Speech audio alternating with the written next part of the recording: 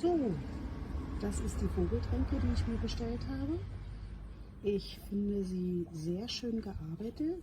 Was mir auch gefällt, ist, dass sie eine sehr schöne Tiefe hat, nicht so eine flache.